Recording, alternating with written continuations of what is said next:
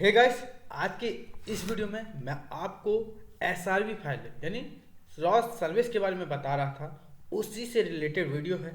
आज की इस वीडियो में हम कोई भी एक एरे दी जाएगी। मान लीजिए कोई भी एरे आपने कोई भी यूजर ने एक एरे दी, तो अब एरे मतलब रिक्वेस्ट में भेजी गई मान लो 12, 39 और 15, 8, ये मान लीजिए 8। अब इस एरे को मुझे वापसी ये रिक्वेस्ट करेगा यूजर, ये नंबर भेजेगा। मतलब ये पहले सबसे पहले आप पूछोगे क्या यूजर से एरे की क्या साइज चाहिए, तो उसने बोला 5। मान लीजिए एरे की साइज उसने 5 बोली। अब क्या है, उस तो हमने उससे 5 यूजर से वैल्यू ली। अब वो वैल्यू आने के बाद हमको ये रिक्वेस्ट में जाएगी वैल्यू, और रिस्पॉन्स क्या करेगा, उस एरे को सॉर्ट करके देगा। तो इस एरे के हिसाब से क्या आएगा, 8, 9, 12, 13 और 15, ये एरे सॉर्ट करके आपको मिलेगी। तो अब आपको इससे समझ में आया, रिक्वेस्ट के लिए भी हमें एक एरे चाहिए, रिस्पॉन्स के लिए भी एक एरे चाहिए। तो मैंने यहाँ पे बनाया int 32 एरे। एरे किसके लिए, रिक्वेस्ट के लिए। यहाँ पे int 32 एरे रिस्पॉन्स के लिए। यहाँ पे मैंने बोला था बीच में क्या लगाते थे, हाइपन। ठीक है, रिक्वेस्ट रिस्पॉन्स के बीच में जस्ट इतना करते थे। इस पर क्या करते थे, कंट्रोल एस करते थे, मतलब सेव करते थे उसको। और उसके बाद क्या करते थे, इसके बाद हम जाते थे सीमेक लिस्ट में। सीमेक लिस्ट में गया और यहाँ पे आपको क्या करना था, आपको sort1.srv, जो मेरी फाइल का नाम था, मैंने जस्ट देख सकते sort1.srv, इस फाइल को मुझे यहाँ पे सेव कर देना था। मैं जस्ट उसी पैकेज पे काम कर रहा हूँ जो मैं पहले बना चुका हूँ एसआरवी फोल्डर फाइल के लिए, तो उसी पे मैं ऐड कर रहा हूँ। आप यदि नया पैकेज बनाए हैं तो आपको क्या करना है, जेन मैसेज लिखना है। इसके बाद जेन मैसेज के बाद कहाँ पे लिखना है, जेन मैसेज लिखना है फाइंड पैकेज के अंदर जाके, जहाँ पे रॉस CPP, रॉस पाई, stdmsgs लिखा होगा। इसके बाद आपको यहाँ पे 50 जहाँ पे generate service in the SRV folder होगा, वहाँ पे अनकमेंट करना होगा जो लाइनें अनकमेंटेड नहीं होंगी। उसके बाद sort1.srv मैं ऑलरेडी बता चुका हूँ, ये आपको फिर भी डाउट है तो जब मैंने एसआरवी फाइल की सबसे पहली सेकंड वीडियो ली थी उसको जाकर देख लीजिएगा। इसके बाद जनरेट मैसेज वाला ये 75 के बाद 76 से लेके 79 तक इसको अनकमेंट कर देना है। इसके बाद आपको कंट्रोल एस करना है। इसके बाद आपको क्या करना है, कंट्रोल एस करने के बाद आपको यहाँ पर जस्ट सिंपल सा यहाँ पर देख सकते हैं कैट कैन मेक किया है, इसको कैट कैन मेक करना है। आप जैसे ही कैट कैन मेक करेंगे तो आपकी सक्सेसफुली वो एसआरवी फाइल जनरेट हो जाएगी। कहाँ पे जनरेट होती है, ये आप देख सकते हैं, ये मेरी sort1 नाम से sort1 request, sort1 response, sort1.h, ये फाइल मेरी जनरेट हो गई। अब मुझे जस्ट सिंपल क्या करना होता था, एसआरसी के अंदर जाता था, सर्विस ट्यूटोरियल के अंदर जाता, स्क्रिप्ट फोल्डर को right tab open with other application select करता था और आपका हो जाता था। जस्ट अब हम प्रोग्राम बनाने से पहले इसका लॉजिक समझेंगे। तो हमने पहले यूजर से लेने वैल्यू के लिए क्या किया, एन की वैल्यू हमने यूजर से मांगी। तो ये किससे मांगे, इनपुट लिखते थे इंट लिखेंगे, इनपुट लिखेंगे फंक्शन, और यहाँ पे इनपुट फंक्शन के अंदर मुझे जो वैल्यू लेनी होगी, तो वो मैसेज देना होगा, वो मैसेज दे दो। अब यहाँ से जो वैल्यू आएगी बाय द यूजर, वो वैल्यू क्या आएगी, स्ट्रिंग टाइप में इनपुट फंक्शन थे, उसको कन्वर्ट करेंगे इंटीजर में। मान लीजिए मैं यूजर ने यहाँ पे वैल्यू 3 दी। ठीक है, अब मैं क्या करूँगा, i = 0 से चालू करूँगा और वाइल लूप चलाऊंगा। क्या वाइल लूप चलाऊंगा, कहाँ से, i लेस देन कह सकते इक्वल टू n, या i does not equal to n, और मैं इस फंक्शन को चलाऊंगा। अब क्या है, i की मैं सबसे पहले क्या किया, आइटम नाम का एक वेरिएबल बना, या कुछ नाम का वेरिएबल आप बना सकते हैं। इसके बाद मैं क्या किया, फिर इंट बनाऊंगा और इनपुट फंक्शन का यूज करूंगा, जिसके यूजर से वैल्यू लूंगा और मैसेज जो मुझे देना होगा मैं इसके अंदर मैसेज दे दूंगा। ये यहाँ पे स्ट्रिंग टाइप की वैल्यू आएगी, वो कन्वर्ट हो जाएगी इंट में। अब मुझे एक एरे बनाया होगा जो पहले एम्प्टी होगा, इसमें अभी कुछ नहीं डाला होगा, बट एयर डॉट अपेंड लिखूंगा तो आपकी क्या हो जाएगी, ये जो आइटम है, आइटम को उसके साथ अपेंड कर दूंगा और फिर i को i+1 कर दूंगा। इसकी सहायता से क्या करेंगे, देखो जस्ट अब सिंपली हम समझते हैं, 3 वैल्यू थी, i अरे एम्प्टी है हमारा, i 0 does not equal to 3, right. तो आइटम में मैंने मान लीजिए वैल्यू दे दी 6। ठीक है, अब एयर डॉट अपेंड में क्या हो गया, वो आइटम अपेंड हो गया, इसके साथ 6 हो गया। अब ठीक है, अब इसका i की वैल्यू क्या हो गई, 0 से 1 हो गई, क्या हो गई, 1 हो गई। अब इसके बाद 1, फिर इसके बाद लूप में गए, 1 क्या हो गया, i की वैल्यू 1 हो गई। जस्ट मैं वहाँ पे अपडेट करूँ, वहाँ पे जाकर अपडेट नहीं होता, i यहाँ कहीं हम लिख सकते हैं अलग से। ठीक है, जस्ट एक समझाने के लिए मैंने किया है। अब i की value 1 does not equal to 3, condition true, तो यहाँ पे वैल्यू उसने दूसरी मांगी तो मैंने वैल्यू दूसरी दे दी 3, तो यहाँ पे मेरी 3 होगा अपडेट। अब नेक्स्ट आया, उसने क्या एल डॉट अपेंड में अपडेट अपेंड किया आइटम को, ये 3 अपडेट हुआ। आई की वैल्यू अब क्या हुआ, 2 हो गई। अब मेरी जैसे आई की वैल्यू 2 ही, 2 does not equal to 3, condition true, यहाँ पे वैल्यू मैंने मान लो 9 वैल्यू दे दी। एड डॉट अपेंड से वैल्यू इसमें अपेंड हो गई, ऐड हो गई, और इसके बाद क्या किया, आई की वैल्यू अब हो गई 3। अब जैसे ही 3 हुई तो 3 does not equal to 3, condition false, और ये क्या हो जाएगा, ये एरे में 639 है। अब ये 639 हमें तो मिल गया है। अब इसके बाद क्या करेंगे, इसको भेजेंगे। अब इसके भेजने के लिए आपको मैंने बताया था कैसे भेजते हैं, ये सारी चीज़ों को आपको समझना। जस्ट मान लीजिए हमने रॉस सर्विस लिखा, सबसे क्या करते थे, पहले लिखते थे रॉस पाई लिखते थे, जस्ट ऐसा याद करना है, थोड़ा सा जस्ट आइडिया दे रहा हूँ। Rospy dot wait for service ऐसा कुछ लिखते थे, फिर वहाँ पे सर्विस का नाम देते थे, फिर सर्विस प्रॉक्सी लिखते थे, फिर उसके बाद उस जो सर्विस प्रॉक्सी की लिखने वाले उसको एक वेरिएबल में स्टोर करते थे। जस्ट अभी जब समझाऊंगा तो ये है, ये हम करेंगे जब क्या कर रहे हैं, जब क्या कर रहे हैं आपको याद आना चाहिए, जब हम रिक्वेस्ट कर रहे हैं, ये चीज़ हमने रिक्वेस्ट में भेजी, ये चीज़ हमारी रिक्वेस्ट से चली गई मान लीजिए। अब जब उसको एक्सेस करें तो ये किसी मान लो वहाँ पे एक्सेस करने के लिए एक पैरामीटर लिया था मैसेज नाम का। अब मैसेज हम डॉट ऐड यूज करते उसको एक्सेस करेंगे, ठीक है। अब इसकी मैं सबसे पहले मान लीजिए एक मैंने अलग से इसको भी एक अलग एरे में स्टोर करके रखूँगा। क्यों? क्योंकि एक चीज़ याद रखना, हम अपडेट वैल्यू नहीं कह सकते और सॉर्टिंग में मुझे अपडेट के लिए चाहिए होगा। तो जस्ट इस चीज़ को मैं वहाँ पे कोड के साथ आपको जस्ट ज़्यादा समझाने की कोशिश करूँगा। तो जस्ट SRV फाइल का किया, अब मैं एक्चुअली कोड के अंदर जाता हूँ। तो देखो सर्विस क्लाइंट में मैंने वही किया, मैं जस्ट इसको जल्दी से शॉर्ट क्लाइंट को समझाऊंगा। देखो पहली लाइन का मतलब है hash does not equal to /usr/bin python 3, पहले ये है मतलब पाइथन 3 का इन्वायरमेंट सेटअप करने के लिए। इसके बाद दूसरी लाइन का मतलब है इंपोर्ट रॉस के सारे रॉस और पाइथन के सारे पैकेज को इंपोर्ट कर लेना, उसके लिए लिखते हैं इंपोर्ट रॉस पाई। इसके बाद लिखा मैंने फॉर्म सर्विस ट्यूटोरियल, मेरे पैकेज का नाम क्या था सर्विस ट्यूटोरियल, उसके अंदर मैंने कौन सा पैकेज फोल्डर क्रिएट किया था SRV, तो dot service tutorial dot SRV। उससे मैंने जब मैंने ये कैटकिन में किया था कितनी फाइल जनरेट हुई थी, 3 फाइलें, तो उसमें से तीन एक एक करके मुझे तीनों फाइलों को इंपोर्ट करना है। तो मैंने लिखा short1 फिर short1 रिक्वेस्ट, लाइन नंबर 4 में लिखा है सर्विस ट्यूटोरियल डॉट SRV में से इंपोर्ट किया short1 रिक्वेस्ट और फिर मैंने short1 रिस्पॉन्स को इंपोर्ट किया। अब मैंने हमेशा बताया है कि फंक्शन को कॉलिंग करने से पहले फंक्शन को पहले डिफाइन करना होता है, तो फंक्शन लाइन नंबर 7 से डिफाइन किया गया।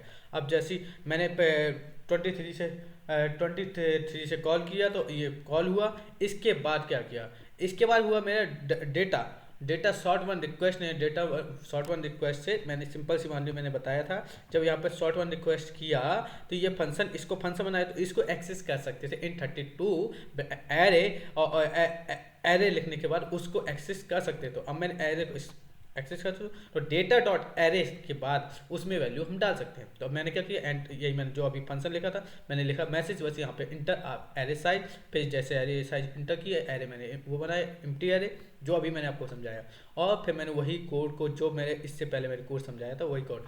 अब जो एरे में जो वैल्यू आएगी उसको डेटा डॉट एर की सहायता, डेटा डॉट एर मैंने बताया था ये एर है, इस एर की सहायता से वो उस एरे जो हमने अभी एरे नया जनरेट किया है उसकी वैल्यू इसमें डाल दी, ठीक है, एरे की वैल्यू डेटा डॉट एर में।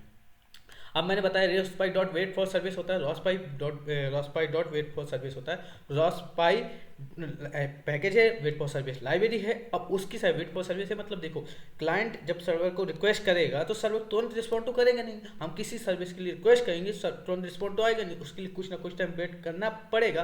तो अब किस के लिए वेट करेंगे, किसी ना किसी सर्विस को मैसेज करेंगे, किसी उसके लिए वेट करेंगे, तो उस सर्विस का नाम लिखना जरूरी होता है। तो मैंने यहाँ पे लिखा रॉसपाई डॉट वेट और फॉर सर्विस, हम किसी एक सर्विस को वेट करें, सर्विस नेम है सॉर्टिंग। अब वही सर्विस के लिए वेट करेंगे ना जिसके लिए हमारा क्लाइंट सर्वर से कनेक्ट होगा, तो मैं ये सॉर्टिंग से ही मैंने कनेक्ट किया है तो उसी के लिए वेट कर रहा हूँ। तो मैं यहाँ पे रॉसपाई डॉट सर्विस प्रॉक्सी उस सर्वर मतलब सर्विस से कनेक्ट करने के लिए होता है। यहाँ पे दो बोल सकते हैं पैरामीटर होते हैं, पहला होता है आपका पैरामीटर कौन सा जिससे हम कनेक्ट होना चाहते हैं जिस सर्विस, और दूसरा किस टाइप के डेटा भेजा है और किस टाइप का डेटा उससे लेंगे। अब ये डेटा सेट में भेजा गया, अब रॉसपाई नोड में पब्लिशर करता था और फिर इसके बाद उसमें मैं टॉपिक नेम लिखता था, डेटा किस टाइप का भेजना है और उसके बाद क्यू साइज लिखता था और उसे एक वेरिएबल में स्टोर उसकी सहायता से कोई स्टोर कर लेता, चाहे मैं उसके बाद डॉट पब्लिश लगाते डेटा भेज सकता था। वैसे ही डेटा सेट नाम से इसको वेरिएबल स्टोर किया और एरे ये जो वैल्यू एक्चुअली मैंने अभी ली थी यूजर से और इस एरे को मैं अब कहाँ पर भेजूंगा, सर्वर के पास भेजूंगा। तो अब सर्वर के पास जाएगा, उसके बाद जो चीज़ आएगी वहाँ से रिटर्न आएगा, रिटर्न नाम से फंक्शन, और वो वैल्यू यहाँ पे आपको प्रिंट करा दी जाएगी। अब आते हैं शॉर्ट सर्वर पे। तो मेन चीज़ ये है कि मैंने जैसे इसको फंक्शन को कॉल हुआ तो सर्वर 4 ये क्या है मैंने नोड का नेम है रॉस्पाई डॉट इनिट नोड से, उस नोड का नेम है सर्वर 4। अब सर्वर 4 जैसे ही मैंने उस पर किया, सर्वर 4 नाम का एक मेरा नोड क्रिएट हो गया, एनोनस इक्वल टू पूरे सिस्टम में ये ट्रू हो जाता है। अब रॉस्पाई डॉट सर्विस से उस वो पूरे सिस्टम में रॉस्पाई डॉट सर्विस एक सर्विस को क्रिएट करती है। अब वो सर्विस का नाम कुछ होगा, ये सॉर्टिंग है, जिसके लिए क्लाइंट रिक्वेस्ट करेगा तो ये सॉर्टिंग, किस टाइप का डेटा उसके पास भेजा जाएगा या एक्सेप्ट करेगा, और सॉर्ट वन टाइप का डेटा को रखेगा। और ये सॉर्ट वन मतलब सिंपल मान की चलिए ये सॉर्ट वन फाइल है, इसके अंदर दोनों क्लाइंट और सर्वर दोनों हैं, ठीक है, क्लाइंट और सर्वर नहीं, रिक्वेस्ट और रिस्पॉन्स दोनों है, ठीक है, सॉरी मैं उल्टा बोल दिया था। इसके बाद अब कॉल बैक फंक्शन हुआ, इसके बाद यहाँ पे कॉल बैक फंक्शन मैंने बोला मैसेज जो एरे में उसे वहाँ वैल्यू भेजी गई थी, यहाँ से देख सकते हैं जो एरे से यहाँ वैल्यू, सॉरी यहाँ पे नहीं, हाँ जो एरे से यहाँ वैल्यू भेजी गई थी ये वैल्यू MSG में आई है, ठीक है। जस्ट आपको जो छोटी छोटी चीज़ें मैं समझा रहा हूँ शायद मेरे हिसाब से समझ में आ रही होंगी, तो वो क्या है MSG में आई। अब MSG में वैल्यू आई है, एक बात समझना, MSG में वैल्यू आई है, बट MSG में डॉट MSG मैं चाहूँ MSG एर 0 में MSG डॉट एर 1 की वैल्यू डाल नहीं सकता, ये प्रॉब्लम थी। तो इसके लिए मुझे एक नया मतलब एक अलग से एरे को लेना पड़ा है, ये मैं आपको पढ़ा रहा हूँ, ये रॉस में प्रॉब्लम है, पाइथन पे नहीं है बट रॉस के साथ ये थोड़ी सी प्रॉब्लम है। इन SRV फोल्डर में स्पेशली जब SRV खुद की जनरेटेड मैसेज करते हैं जब ये प्रॉब्लम आती है, तो ठीक है। एरे ये क्या है, एम्प्टी एरे मैंने लिया k equal to 0, just simple वहाँ से जैसे मैंने एरे को लिया था। अब ये k equal to 0 k does not equal to 3 थी, जस्ट मैंने वहाँ से वैल्यू कौन सी ली थी आपको याद होंगी, मैंने पहली वैल्यू क्या दी थी 6, दूसरी 3 और थर्ड 9 में, जो वहाँ पे जब आपको समझाया था। एरे में अभी इस वाले एरे में कुछ है नहीं, k इक्वल टू 0, इसकी लेंथ कितनी है 3, 0 3 के बराबर है नहीं है, बात सही है, 0 3 के बराबर नहीं है। जब 0 3 के बराबर नहीं है तो एरे डॉट अपेंड में क्या हुआ, मैसेज डॉट एर 0 मतलब 6 की वैल्यू मैसेज मतलब देखो ये जो वैल्यू आई है डॉट एर की सहायता से उसमें एरे में 3 वैल्यू होंगी, उस वैल्यू को पहली वैल्यू 0 को लेके आओ तो इसको 6 को अपेंड कर दिया। अब k की वैल्यू 1 हो जाएगी, 1 में बोला 1 3 के बराबर नहीं है तो फिर उसने कहा 1 की वैल्यू मैसेज डॉट एर 1 की वैल्यू लाओ, जो 3 है। अब उसने कहा k की वैल्यू 2 हुई, उसने वाला 2 3 के बराबर नहीं है तो उसने कहा नेक्स्ट वैल्यू लाओ, 9 को अपेंड कर दिया। इसके बाद k की वैल्यू 3 हो गई, कंडीशन क्या हो गई, कंडीशन हमारी ट्रू हो गई, कंडीशन फॉल्स हो गई, और कंडीशन फॉल्स हो गई तो हम एरे से बाहर हो जाएंगे, ये एरे से बाहर हो गए और इसमें क्या है 6 3 9 आ गया एरे में, ठीक है ना, 6 3 एरे में 9 आ गया। अब यही मैंने n की वैल्यू में क्या है n नाम के वेरिएबल में मैंने लेंथ लिखा था मैसेज डॉट एर का मैनेजर हिस्ट्री का, जो मैं जस्ट इधर कर रहा था। अब क्या है प्रिंट सॉर्टिंग में ये मैसेज दे दिया कि प्रिंट सॉर्टिंग गोइंग ऑन। इसके बाद जब मेरे एरे में आ गया, अब आई की वैल्यू मैंने 0 से किया, आई की वैल्यू 0 है, 0 क्या 3 के बराबर है नहीं है, 0 डज नॉट, मैं जस्ट इधर समझा रहा हूँ, 0 डज नॉट इक्वल टू 3, ठीक है। अब जे की वैल्यू क्या है, जे की वैल्यू इस समय 0 है, अब 0 है 0 यहाँ पे भी 0 डज नॉट इक्वल टू 3, ठीक है, 0 डज नॉट इक्वल टू 3 मतलब ये भी ट्रू ये भी ट्रू। अब ये ट्रू है तो इसने कहा एरे 0 की वैल्यू कितनी है 6 क्या लेस देन है 6 से, ये कंडीशन फॉल्स हो गई तो ये वाले लूप से पूरे बाहर हो गए। अब जे की वैल्यू क्या हो जाएगी, जे की वैल्यू 0 प्लस 1 1, अब 1 3 से बराबर 1 does not equal to 3 condition true. यहाँ पे अगली वैल्यू क्या आ गई 6 लेस देन क्या है, अगला वैल्यू क्या है जे में 3, सो 6 3 से छोटा है नहीं, कंडीशन फॉल्स। अब जे की वैल्यू क्या हो जाएगी 2 डज नॉट इक्वल टू 3, ठीक है। अब ये क्या यहाँ पे क्या आ जाएगा, नेक्स्ट वैल्यू आ जाएगी एरे जे में वैल्यू आई 9, अब 9 6 से छोटा है कंडीशन ट्रू, तो टेम्प पे में क्या आ गया, टेम्प पे में आ गया मेरा एक्चुअली, टेम्प में आ गया आपका एक्चुअली 9। अब इसमें क्या है एरे ऑफ आई में कितनी पहुंच गई, एरे ऑफ आई में जो वैल्यू थी, एरे ऑफ आई में वैल्यू थी कितनी 6, इसकी में पहुंच गई 9, ठीक है ना।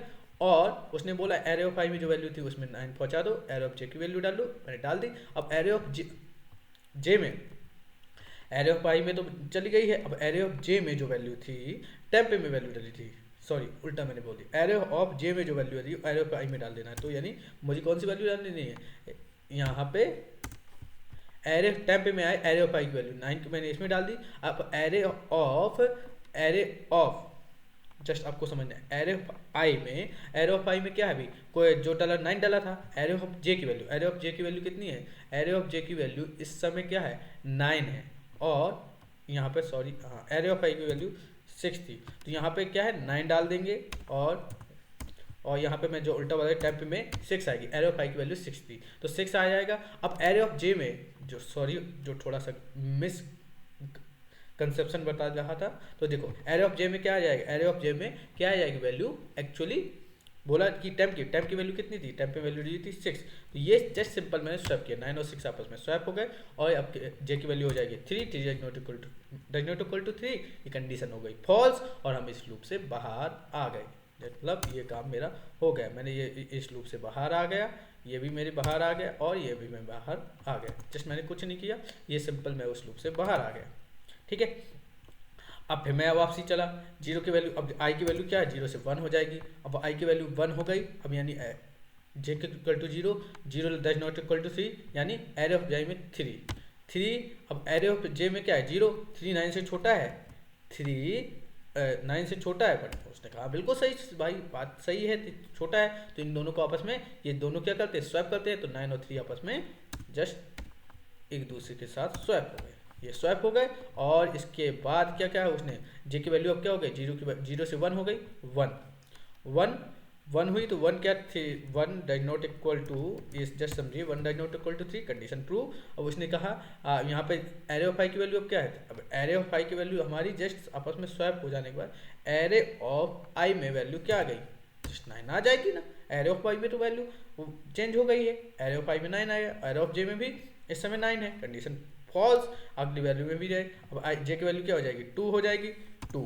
अब यहाँ पे एरे ऑफ आई में 9 है और एरे ऑफ जे में क्या हुआ 6, कंडीशन फॉल्स, फिर जे की वैल्यू 3 हुई और जे की वैल्यू 3 हुई तो ये क्या हुआ, कंडीशन ये भी फॉल्स, तो इस लूप से हम भी बाहर हो गए, इस लूप से बाहर हुए। अब जे की वैल्यू मेरी यहाँ पे क्या हुआ, अब यहाँ पे आई की वैल्यू होगी एक्चुअली 2, अब 2 हुई तो यहाँ पे 6 में रहे, ठीक है 6 में आए, 0 से चेक किया, यहाँ पे सबसे पहले क्या है 0 less than equal to 0 does not equal to 3, condition true, 0 just आपको समझना है इसलिए मैं डिटेल में जा रहा हूँ, 0 does not equal to 3, condition true.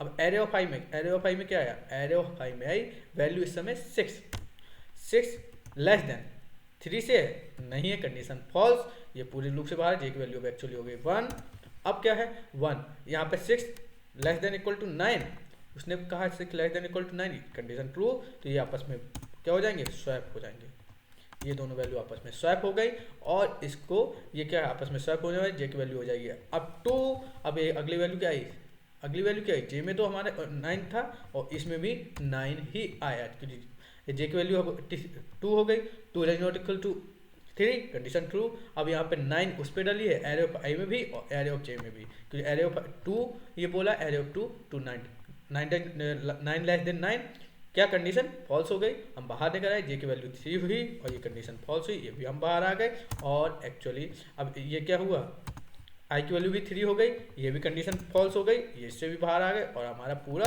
क्या हो गया, कोड तैयार हो गया। तो हमारे एरे में क्या हो गया, अपडेट हो गया 3 6 9। अब इसी चीज़ को मैंने शॉर्ट वन रिस्पॉन्स बोला था ना, कि मैंने यहाँ पे आपको जस्ट समझाया था, शॉर्ट वन रिस्पॉन्स एरे 1 में होता है, तो इसके लिए मैंने भेजा और ये देखो मैंने यहाँ पे भेजा, ये वैल्यू यहाँ पर गई और शॉर्ट वन ये रिजल्ट आया, यहाँ से हम प्रिंट करा लेंगे, ठीक है। जब इतना सा छोटा सा प्रोग्राम था, मैंने शायद आपको बेस्ट तरीके से समझाया होगा। अब इसको हम रन करा के देखते हैं क्या सही मैं जो रिजल्ट सोचा हूँ क्या काम कर रहा है या नहीं। तो इसके लिए जस्ट मैंने सब कुछ करके रखा है। तो देखो मैंने ऑलरेडी ये चीज़ करके रखी, तो सोर्स लेवल सेटअप वगैरह आपको ऑलरेडी करके रखना है। सोर्स लेवल सेटअप करना है सबसे पहले, उसके बाद मैंने लिखा रॉस रन। इसके बाद क्या करना होता था, सर्विस ट्यूटोरियल लिखा मैंने, मतलब पैकेज का नेम। इसके बाद मैंने फाइल का नेम लिखा shortclient.py, ठीक है। आपको रॉस को चलाते रहना है। मैं रॉस को यहाँ पे ऑलरेडी चल रहा है। इसके बाद मैं लिखा रॉस रन, क्या लिखना है, रॉस रन, पैकेज का नेम सर्विस ट्यूटोरियल, फाइल का नेम मेरे shortserver.py। इसको मैंने अब जस्ट चला दूंगा और यहाँ पे ये चलने लगा सर्वर मेरा। अब यहाँ पे मैंने किसको क्लाइंट को चलाया, मान लो एरे की साइज मैंने 3 दी ऑलरेडी, देखो ये हो चुका है, ये आप देख सकते हैं। अब मैं एरे एक नया देने वाला हूँ। एरे की साइज 3 दी है, पर वैल्यू मैं अलग दूंगा। जो हमने अभी इस समय हमने खुद के लिए थी, कौन सी 6 दिया, दूसरी वैल्यू मैंने 3 दी, नेक्स्ट वैल्यू 9 दूंगा और मेरा एरे शॉर्ट होके 369 दे रहा है। क्यों, अब इसके पीछे आपको रीजन समझना है। क्या रीज़न है जस्ट आपको ये निकालना है। मैं आपको 2 मिनट में बता सकता हूँ बट मैं अभी नहीं बताऊँगा, इसको आपको थोड़ा सा समझना है इसमें क्या वजह आ रही है। अगर आप इसको मेरे को अनकमेंट करूँगा और एक आपके साथ मैं चीज़ें करूँगा और आपको समझ में आना है।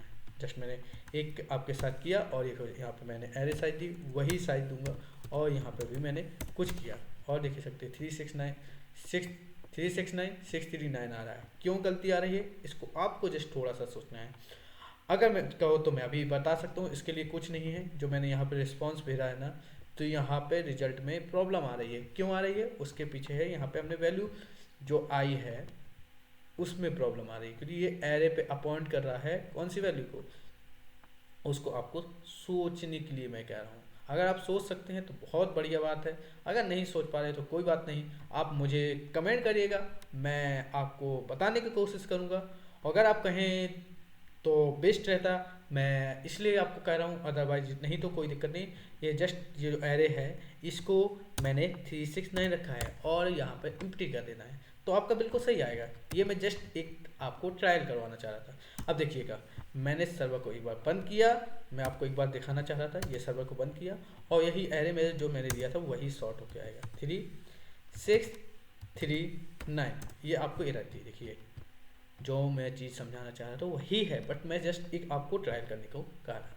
तो दोस्तों आपने ये शायद सोचा होगा मेरे साथ, मैंने जो दो बार आपको बोला, दो बार गलतियों को करके दिखाया जिससे आपको चीज़ें क्लियर हो।